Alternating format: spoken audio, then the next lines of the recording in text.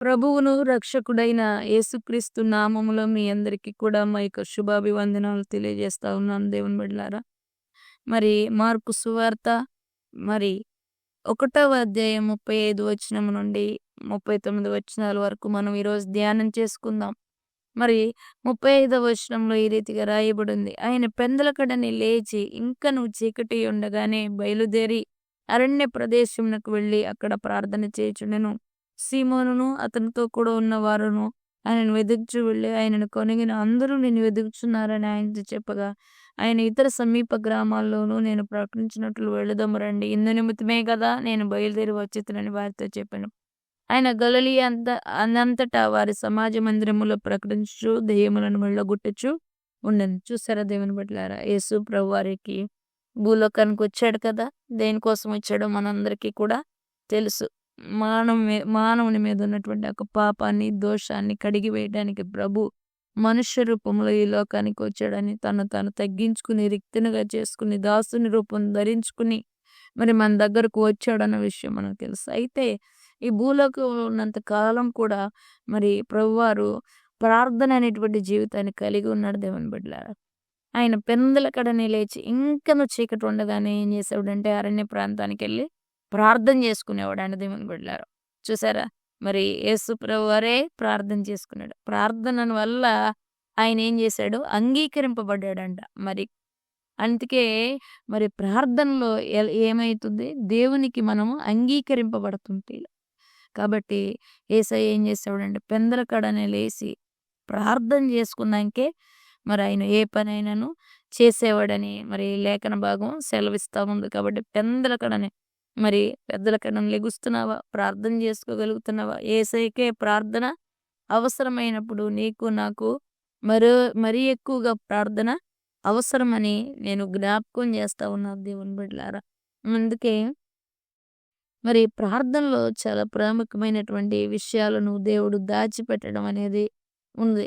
మరి ప్రార్థన చేసినప్పుడు ఏం జరిగిందంటే మరి దెయ్యాలు దేనికి భయపడతాయి అంటే ప్రార్థన శక్తికి భయపడతాయి. అందుకే కదా మరి యేసయ్య దగ్గరకు ఒక చిన్న పిల్లవాడిని తీసుకొస్తారు. వాడు నురుగు కక్కుతూ మరి నీళ్ళల్లో పడుతూ మరి లెగుస్తూ అట్లా ఎంతో ఇబ్బంది పడితే శిష్యులు మరి తనను మరి బాగు చేయలేకపోతారు. కానీ యేసయ్య అతన్ని ముడతాడు. అప్పుడు అంటాడు, నమ్ముట నీ వలనైతే నమ్మువానికి సమస్తము సాధ్యం అంటాడు మార్కు సువార్త 9వ అధ్యాయంలో. అంటే నువ్వు నమ్మితే దేవుని మహిమని చూస్తావు. అప్పుడు ఆయన అంటాడు, నేను నమ్ముచున్నాను ప్రభువా, అపనమ్మకం నాకు రాకుండా సాయం చేయమంటాడు. అంటే అప్పుడు శిష్యులు తర్వాత వాళ్ళందరూ వెళ్ళిపోయినాక మేము ఎందుకు చేయలేదయ్యా అని అడిగితే, ప్రార్థన వలనే తప్ప ఇట్టిది పోవుట అసాధ్యము అంటాడు. అందుకే చూసారా దేవుని బిడ్డలారా, ప్రార్థన చాలా ప్రాముఖ్యమైనది. నీ పరిస్థితులను చక్కబెట్టగలిగేది ప్రార్థన. నీ పరిస్థితులను అద్భుతమైన మలుపు తిప్పగలిగేది ప్రార్థన. అందుకే యేసు ప్రభువారు కూడా మరి చూసినట్లయితే ఎబ్రీ పత్రిక 5వ అధ్యాయం 7వ వచనంలో ఒక మాట ఉంటది, చక్కని మాట. శరీరధారి అయిన దినముల్లో మహారోదనముతోనూ కన్నీళ్లతోనూ తన్ను మరణము నుండి రక్షింపగలవానికి ప్రార్థనలను యాచనలను సమర్పించి భయభక్తులు కలిగి ఉన్నందున ఆయన అంగీకరింపబడెను. ఆయన కుమారుడై ఉండి తాను పొందిన శ్రమ వలన విధేయతను నేర్చుకునేను. ఎంత చక్కటి మాట దేవుడు రాయించాడు ప్రియులారా. శరీరధారిగా ఉన్నప్పుడంట మహారోదనముతో కన్నీళ్లతో ఆ మరణము నుండి, ఆ శాపము నుండి, ఆ ఉగ్రత నుండి రక్షింపగలిగిన వానికి ఏం చేసేవాడంట, యేసు ప్రభువారు ప్రార్థనలో యాచనలు సమర్పించి భయభక్తులు కలిగి ఉన్నాడండి దేవుని బిడ్డలారా. ఈరోజు మారు మనసు రక్షణ పొందితే, బాప్తీసం తీసుకుంటే ఇక నేను దేవుని బిడ్డను అయిపోయానని అనుకోవటం, విచ్చలవిడి జీవితం జీవించడం కాదు దేవుని బిడ్డలారా. యేసు ప్రభువారైతే మరి తనను తాను భయభక్తులు కలిగి భూలోకంలో బ్రతికాడని లేఖన భాగం సెలవిస్తా ఉంది. ఆయన కుమారుడై ఉండి ఏమి నేర్చుకున్నాడు, తాను పొందిన శ్రమల వల్ల విధేయత అనేటువంటి ఒక పాఠాన్ని మరి దేవుడు నేర్చుకున్నాడని మరి లేఖన భాగాలు సెలవిస్తా ఉన్నాయి దేవుని బిడ్డలారా. కాబట్టి ప్రార్థన చాలా ప్రాముఖ్యమైనది. యేసయ్య ప్రార్థన చేశాడు. అంత మాత్రం కాదు, బాప్తీసం తీసుకోగానే 40 రోజులు ఉపవాస ప్రార్థనలో ఉండి తనను తాను ప్రత్యేకపరుచుకున్నాడు దేవుని బిడ్డ. ఒక ప్రత్యేకత ఉండాలి. నువ్వు ప్రార్థన చేస్తే ఒక ప్రత్యేకమైన కోణంలో నువ్వు ప్రార్థన చేసుకో. ప్రార్థనాత్మ కలిగి ఉండాలి. ప్రార్థన శక్తి కలిగి ఉండాలి. నీ ప్రార్థన అనేకులకి జీవం పోసేటట్లుగా ఉండాలి.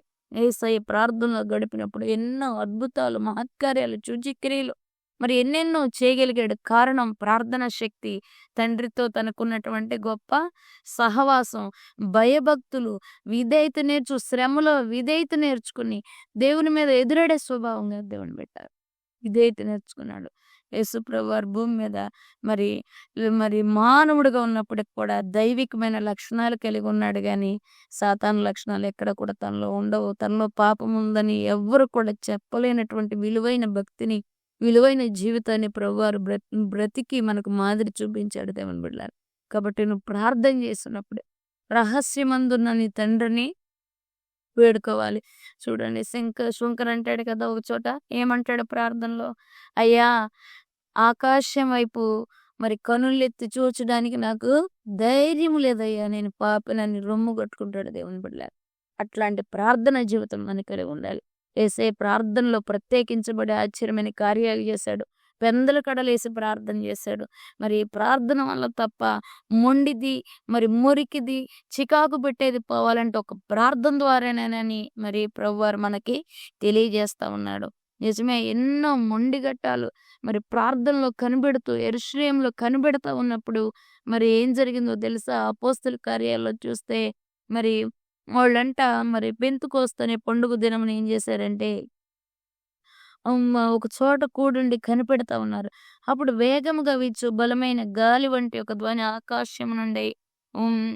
హఠాత్తుగా వారు కూర్చుండి ఇల్లంతీనెను. మరియు అగ్ని జ్వాలల వంటి నాలుకలు విభాగింపబడినట్టుగా వారికి కనబడి వారిలో ఒక్కొక్కరి మీద రాలగా అందరూ పరిశుద్ధాత్మతో నిండిన వారై ఆత్మ వాక్శక్తి అనుగ్రహించిన కొలది అన్య భాషల్లో మాట్లాడసాడు. కనిపెట్టుకోవడం, ప్రార్థనలో కనిపెట్టుకోవడం నేర్చుకోవాలి బిడ్డలారా.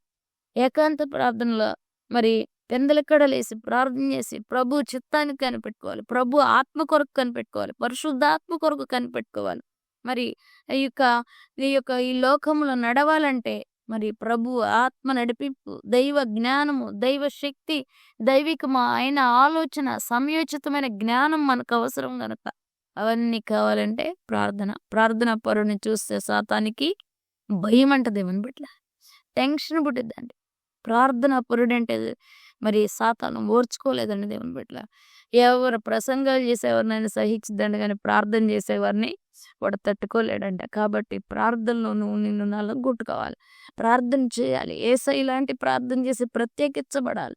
మరి యేసయ్య ఇలాంటి ప్రార్థన చేసి మొండి సమస్యలు నువ్వు నీ కుటుంబంలో సమస్యలు నువ్వే తొలగించుకోవాలి దేవుని బిడ్డ. ఎందుకంటే ప్రార్థన పరిస్థితులు మార్చిద్ది. ప్రార్థన నీకు బలాన్ని చేకూరుస్తుంది.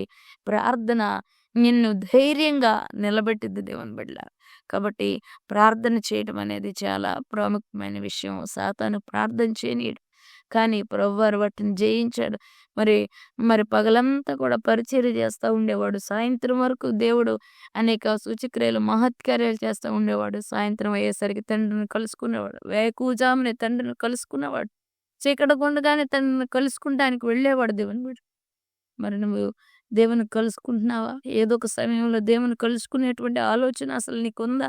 క్రైస్తవుడు అని చెప్పుకొని మారు మనసు రక్షణ బాప్తిసం పొంది, ఓ నాకు పరలోక ముద్ర పడిపోయిందిలే, పరలోక రాజ్య వారసత్వం నాకు వచ్చిందిలే, నేను ప్రార్థన చేయకపోయినా నేను అంగీకరించబడతానులే అనుకుంటే మాత్రం పొరపాటు, నీ భ్రమే అవుతుంది. ఎందుకంటే యేసుప్రభువారు భూలోకంలో ఉన్నప్పుడే, శరీరధారిగా ఉన్నప్పుడే మరి ప్రార్థనలతోను, యాచనలతోనూ తనను మరణము నుండి తప్పించగలిగిన దేవునికి మరి ఎంతగానో ప్రార్థన చేశాడని, మరి శ్రమలో భయభక్తులు చూపించి విధేయత నేర్చుకున్నాడని లేఖన భాగాలు సెలవిస్తా ఉన్నాయి. కాబట్టి ప్రార్థన అనేది చాలా ప్రాముఖ్యమైన అంశం.